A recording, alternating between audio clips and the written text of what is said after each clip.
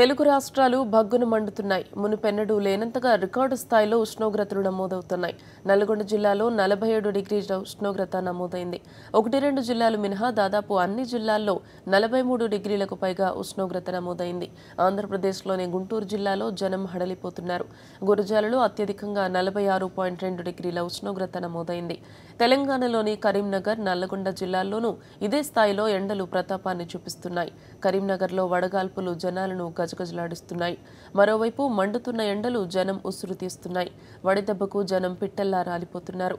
ఎండదాటికి ఇప్పటివరకు 300 మందికి పైగా మృత్యువాత పడ్డారు. ఎండ తీవ్రత దృష్ట్యా ప్రజలు అప్రమత్తంగా ఉండాలని డాక్టర్లు సూచిస్తున్నారు.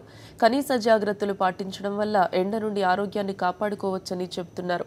కాటన్ దుస్తులు ధరించడం, తలకు క్యాప్ పెట్టుకోవడం, సాధ్యమైనంత ఎక్కువగా శీతల పానీయాలు తీసుకోవడం, చల్లని ప్రదేశంలో ఎక్కువగా ఉండడం, బాడీలో నీటి శాతం పెంచేలా నీళ్లు, మజ్జిగను ఎక్కువగా తాగడం వంటివి చేస్తే కాస్త వడదెబ్బ నుంచి రిలాక్స్ కావచ్చని వైద్యులు సలహా ఇస్తున్నారు. నీటి శాతాన్ని ఎక్కువగా తీసుకోవడం, నీటి శాతంలో ఓఆర్ఎస్ ప్యాకెట్లు కలుపుకోవడం, ఓరల్ రీహైడ్రేషన్ సొల్యూషన్ అంటాం.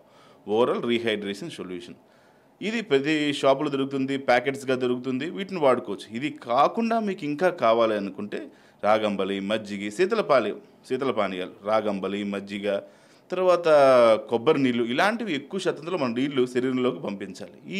ఈ రీహైడ్రేషన్ ప్రాసెస్ చాలా ఇంపార్టెంట్. డీహైడ్రేషన్ జరుగుతుంది, శరీరంలో నీటి శాతం తగ్గిపోతుంది.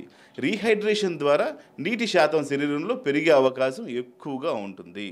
కాబట్టి మీరు ఎంత పోగొట్టుకుంటున్నారో ఈ లవణాలు కానివ్వండి, సోడియం, పొటాషియం, క్లోరైడ్స్, షుగర్స్, ఈ లవణాలు ఎంతైతే పోతాయో అవి తిరిగి మన బాడీలోకి మనం ఎక్కించుకోవాల్సిన అవసరం ఎంతైనా ఉంది.